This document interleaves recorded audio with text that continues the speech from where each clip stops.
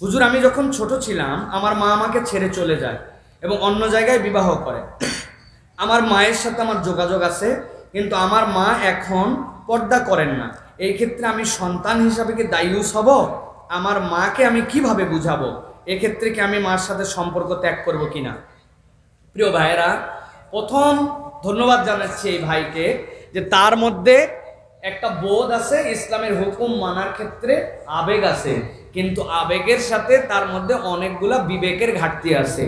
ভালো করে মনে রাখবেন, আপনার পিতা এবং আপনার মাতা, আল্লাহ যে বলেছেন ওয়াকাদা রাব্বুকা আল্লা তা'বুদু ইল্লা ইয়াহু ওয়া বিল ওয়ালিদাইনি ইহসানা, এই যে ওয়ালিদাইনি ইহসানার কথা বলা হয়েছে, এই জায়গায় আপনার বাপ মা মুসলিম না নন মুসলিম, আপনার বাপ মা আপনার কথা শুনে না না শুনে এইটা শর্ত নয়। পিতা মাতার কথা শোনা শরীয়তের মধ্যে থেকে তাদেরকে সর্বোচ্চ সম্মান দেখানো সন্তানের দায়িত্ব। আপনার মা মুশরিকা হলেও, আপনার পিতা মুশরিক হলেও আপনি সন্তান হিসেবে তাদের সাথে বেয়াদবি করতে পারবেন না, সুসম্পর্ক রাখতে হবে। এখন আপনার মা ছেড়ে চলে গেছেন, আরেক জায়গায় বিয়ে করছেন, কিন্তু তিনি আপনার গর্ভধারিণী মা, তিনি পর্দা করেন না। আপনার দায়িত্ব কি? আপনার মাকে বোঝানো, বলা, সন্তান হিসেবে পা জড়ায় ধরা, মার কাছে যাওয়া, কাঁদাকাটি করা। মা পর্দা না করলে আল্লাহ গুনাহ দিবে, আল্লাহ এটা তোমার ফরজ বিধান মা। কিন্তু আপনি কখনো মাকে এই কথা বলতে পারবেন, এই মা তুই কি জন্য পর্দা করিস না, তুই তো দায়ুস হয়ে গেছিস, এই সকল বাজে কথা আপনি বলতে পারবেন না। ইসলাম আপনাকে এই পারমিশন দেয় নাই। ওয়ালা তাকুল্লাহুমা উফফিউ, তার সাথে উফ শব্দ বলো না। আপনি বলবেন ঠিক আছে, যেহেতু কথা বললেই রাগারাগি হয়, কথাই বলবো না বাপ মায়ের সাথে। আল্লাহ বলছেন তাও হবে না। ওয়া কুল্লাহুমা কওলান কারীমা, চুপ করেও থাকতে পারবে না, সম্মানজনক কথাও বলতে হবে। সুবহানাল্লাহ। মা বাপের সাথে সুন্দর করে কথা বলা ইবাদত। আপনি 2 রাকাত নামাজে দাঁড়াইছেন, সূরা ফাতিহা পড়ছেন, আলাম তারা পড়ছেন, দ্বিতীয় রাকাতে ফাতিহা পড়ছেন, কুল আল্লাহ পড়ছেন, দরুদ শরীফ পড়ছেন, 2 রাকাত নামাজে যেরকম সওয়াব হবে, আপনি আপনার আব্বার সাথে বলছেন আব্বা কেমন আছেন, শরীরটা ভালো আছে আব্বা, তারপরে আমাদের সংসার, এই যে জমি জমার বিষয়ে কি আসয় আব্বা, তারপরে কেমন লাগতেছে আপনার কাছে, আজকে বলেন তো আমি একটু বাজারে যাচ্ছি, আপনার কোনো খাওয়ার ইচ্ছা আছে নাকি? না রে বাপ, যা করবি তাই হবে, কোনো সমস্যা নাই। আব্বা আপনার দেখলাম জুতাটা অনেক দিনের পুরাতন হয়ে গেছে, একটা জুতা কিনবো কিনা? বাপ বলছে এখন লাগবে না বাপ, লাগলে বলবো নি। আপনি 2 মিনিট কথা বলছেন আপনার আব্বার সাথে সুন্দর করে। আপনি নামাজে দাঁড়ায় থাকলে যেরকম নামাজের ইবাদত করেছেন, আপনার বাপ মায়ের সাথে এরকম খোশ গল্প করে সুন্দর কথা বললে আল্লাহর ফেরেশতারা লিখবে বান্দা ইবাদত করতেছে, ইবাদত করতেছে, ইবাদত করতেছে, বান্দার আমলনামায় ইবাদত লেখা হবে। সুবহানাল্লাহ। অতএব আপনি দায়ুস হয়ে যাবেন মানে আপনার মাকে আপনি বেপরদায় থাকার জন্য শাসন করতে পারেন না, এই অধিকার আপনাকে দেওয়া হয় নাই। কিন্তু আপনি তাকে বুঝাবেন, বলবেন, 1000 বার বলবেন, পা জড়ায় ধরবেন, অনুরোধ করবেন, কান্নাকাটি করবেন, আদর মায়া ভালোবাসা দিয়ে বলতেই থাকবেন, এটা আপনার দায়িত্ব। আল্লাহ রাব্বুল আমিন আমাদেরকে বুঝানোর তৌফিক দেন, সেই মাকেও বোঝার তৌফিক দান করেন। জর্দা সিগারেট খেলে 40 দিন নামাজ ইবাদত কবুল হয় না, আমাদের এলাকায় একজন বলেছেন, এই কথা সঠিক কিনা? প্রিয় ভাইয়েরা, কিছু কথাবার্তা বলার ক্ষেত্রে আমাদের কিছু মার্জিন রেখে কথা বলতে হবে। কেননা রাসূলুল্লাহ সাল্লাল্লাহু আলাইহি ওয়াসাল্লাম 40 দিন ইবাদত কবুল হবে না যার সাথে সম্পৃক্ত করেছেন, সেই হাদিসখানা হচ্ছে মদ্যপ ব্যক্তির জন্য, মাদকাসক্তের জন্য। তারপরেও রাসূলুল্লাহ সাল্লাল্লাহু আলাইহি ওয়াসাল্লাম 4টা শর্ত দিয়েছেন। নবীজি বলছেন, কোন ব্যক্তি যদি মদ্যপ হয়, মদ পান করে, আল্লাহ রাব্বুল আমিন কোরআনুল কারীমের যে বলেছেন যে তোমরা খবরদার, ইন্নামাল খামরু ওয়াল মাইসির, তোমাদের জন্য এই যে মদ, এরপরে তোমাদের জন্য তীর নিক্ষেপ করা, লটারি করা, ওয়াল আজলাম রিজজুম মিন আমালিশ শায়তান, এগুলো শয়তানের কাজ, এগুলোতে দূরে থাকো। কেউ যদি মদ্যপ হয়, এরপরে সে তওবা করছে, আল্লাহ রাব্বুল আলামিন তাকে ক্ষমা করে দিবেন। আবার ভুল করছে, আল্লাহ রাব্বুল আলামিন তাকে আবার তওবা করছে, মাফ করে দিবেন। আবার ভুল করছে, আবার তওবা করছে, ফাতাবা ইলাল্লাহ, আল্লাহ মাফ করে দিবেন। এরপরে ভুল করছে, আল্লাহ নবী বলছেন চতুর্থবারে যে আল্লাহ রাব্বুল আমিন তার জন্য বলবেন যে আর তোমার জন্য ক্ষমা করা হবে না, তোমার জন্য আল্লাহ রাব্বুল আলামিন বুখিসাত সালাতুহু, বলা হয় যে তার সালাতগুলোর মধ্যে কমতি ঢুকায় দিবেন।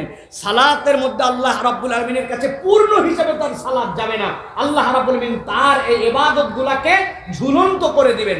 আর নবীজি বলছেন এই 4 বার কলার পরে আল্লাহ রাব্বুল আলামিন তাকে নাহারুল খাবাল, সাহাবীরা জিজ্ঞাসা করলেন নাহারুল খাবাল কি?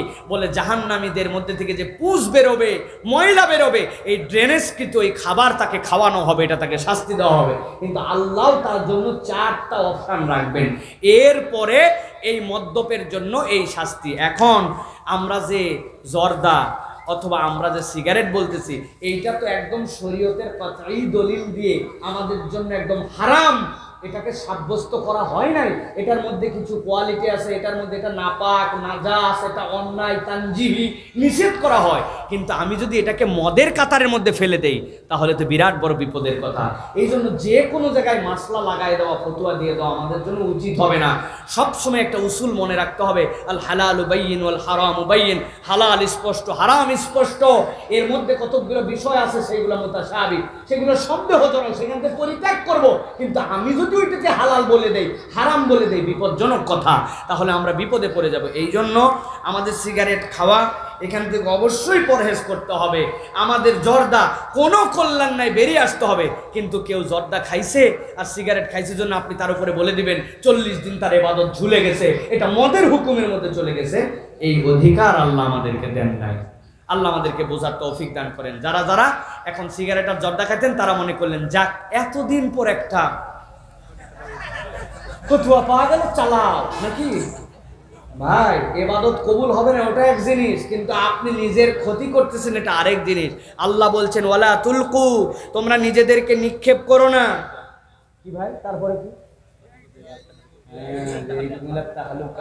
তোমরা নিজের হাতে নিজেকে ক্ষতির মধ্যে ফেলো না। আপনি আমাকে প্রমাণ দেন যে আপনার জর্দা খাই আপনার কি কি উপকার হচ্ছে, আপনার কি উপকার হচ্ছে? কোনো উপকার হচ্ছে না। আপনি বাহ্যিক যেটা বলবেন এটা কোনো উপকারই নয়, এটার মধ্যে ক্ষতি আর ক্ষতি, টাকার ক্ষতি, শরীরের ক্ষতি, পরিবেশের ক্ষতি, সব ক্ষতি এর মধ্যে আছে। অতএব এখান থেকে আমাদের বের হয়ে থাকতে হবে। আল্লাহ আমাদেরকে তৌফিক দান করেন। লাস্ট 2টা প্রশ্ন। আমার বাবা মা যদি ছেলের শ্বশুর বাড়ি থেকে ফার্নিচার নেওয়ার জন্য জোর করে, এতে ছেলের করণীয় কি? আমি অনেকবার বোঝানোর চেষ্টা করেছি, তারা কোনোভাবেই মানতে রাজি নয়। কপাল পোড়াবা। কি পোড়াবা? কপাল পোড়াবা। আব্দুল্লাহ জাহাঙ্গীর রহমাহুল্লাহ বলতেন, বাবারে ভুল করে শুয়োরের গু, কিসের গু? শুয়োরের গু গাওয়া ঘিয়ের মধ্যে ভাইজে খাইয়ে ফেলিস, এরপরে পরের দিন মনে হয়েছে নাউজুবিল্লাহ শুয়োরের গু খেলাম, আস্তাগফিরুল্লাহ, আল্লাহর জীবনে শুয়োরের গু খাবো না, আল্লাহ তোমাকে মাফ করে দিবে। কিন্তু তুমি যদি কৌশলে যৌতুক খাও, আল্লাহর হুকুমের বিরোধিতা করছো, নবীর আদর্শের বিরোধিতা করছো, ওই ব্যক্তির প্রতি জুলুম করছো, মেয়েকে দেওয়ার কথা ছিল উল্টা নিছো, সামাজিক একটা অনাচার তুমি প্রতিষ্ঠিত করছো, বান্দার হক নষ্ট করেছো। পাপ থেকে মাপ পেতে হলে বান্দার হক ফিরাই দিয়া, সমাজের কাছে মাপ চেয়ে, ওই মেয়েদের কাছে ওইগুলো ফেরত দিয়া আল্লাহর কাছে ক্ষমা চাইতে হবে। শুয়োরের গু খাওয়ার গুনাহ মাপ পাওয়া সহজ, যৌতুক খাওয়ার গুনাহ মাপ পাওয়া সহজ নয়। অতএব এখান থেকে বিরত থাকতে হবে। বাপ বোঝে না কেন, কি সমস্যা তার? আল্লাহ তাকে হেদায়েত নসিব করুক। আপনার বাপকে ইমাম সাহেবের কাছে পাঠাবেন, কৌশলে আরো 5-7 জনকে বলে দিবেন যে আমার বাপ তো এরকম করতেছে।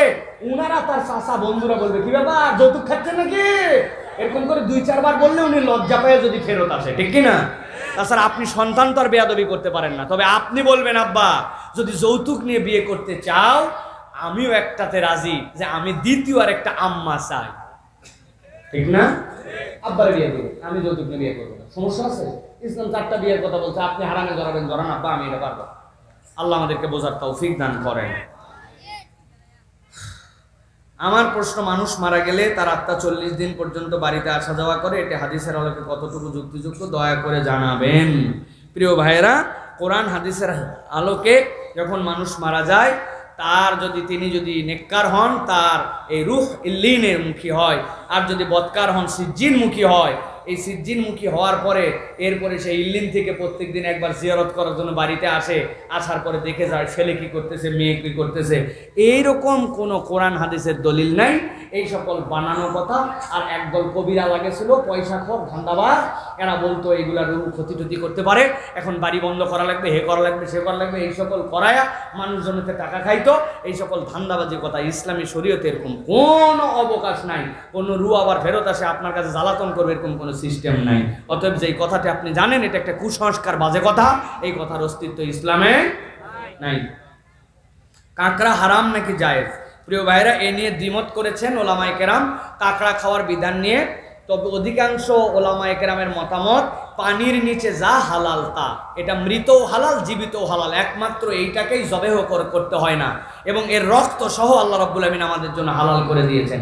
সুতরাং পানির নিচে থাকা প্রাণীর মধ্যে কাঁকড়া একটা, স্কুইড একটা, এইগুলো নিয়ে কিছু ফোকাহে কেরাম বলেছেন না খাওয়া উত্তম, যেহেতু কাঁটা ধরে খায়, শিকার করার পদ্ধতি তারা বর্ণনা করেছেন, এইগুলোর আলোকে বলছেন না খেলে ভালো, কিন্তু কেউ যদি খায় এটাকে আপনি হারাম বলতে পারবেন না, নিষেধ বলতে পারবেন না।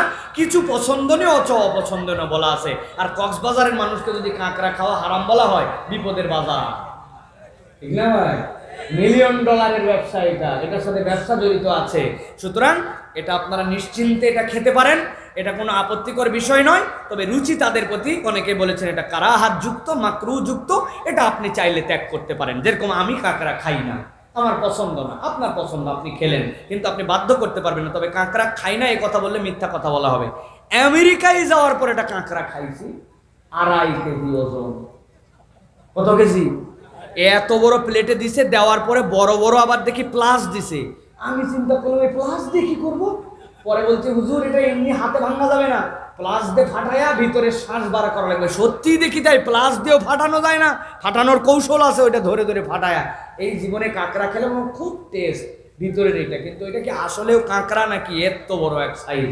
সুতরাং এই কাঁকড়া খাওয়া হারাম নয়, কাঁকড়া খাওয়া জায়েজ আছে।